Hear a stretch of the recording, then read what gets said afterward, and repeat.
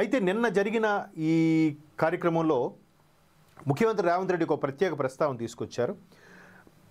Hyderabad విశ్వనగరంగా future సిటీగా develop అయ్యే పరిస్థితుల్లో అన్ని రంగాలు కూడా హైదరాబాద్ బెస్ట్ అని ఫీల్ అవ్వాలి అంటే మేమేం చేయాలో చెప్పండి, మీకేం కావాలో చెప్పండి అని తెరచిన పుస్తకంలాగా విడిచిపెట్టారు ముఖ్యమంత్రి రేవంత్ రెడ్డి గారు.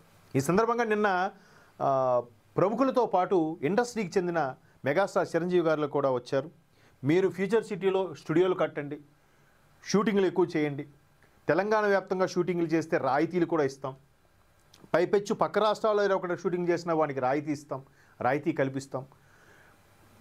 హైదరాబాదు తెలంగాణ ప్రతి దానికి కూడా ప్రత్యేక వేదిక కావాలి, అది ఏ ఇంటర్నేషనల్ సంస్థ అయినా నా ధ్యేయం అదే అని కూడా ఆయన అనౌన్స్మెంట్ ఇచ్చారు.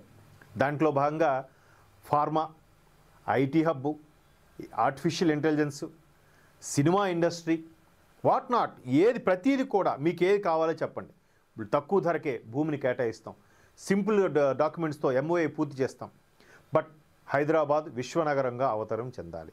2047కి $3 ట్రిలియన్ ఆర్థిక వ్యవస్థగా ఒక్క తెలంగాణ రాష్ట్రమే దాని ముందంజలో ఉండాలి భారతదేశం మొత్తం మీద అనే కాన్సెప్ట్తో